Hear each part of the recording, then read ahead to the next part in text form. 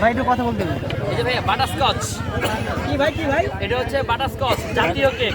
জাতীয় কেক? বাংলাদেশের মানুষের ভালোবাসা, বাংলাদেশের মানুষের কলিজা ভাই।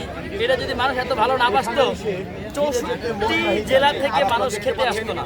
ভাই আপনার জন্য কোন কেক রহমত আছে? এই যে ভাইয়া, এই কেকের রহমত। এই সেই কেক।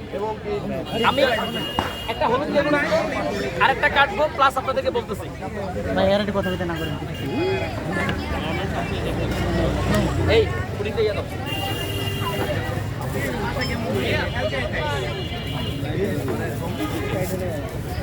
এই লাইটটা ভাই এই লাইটটা একটু সাইড করে দেন।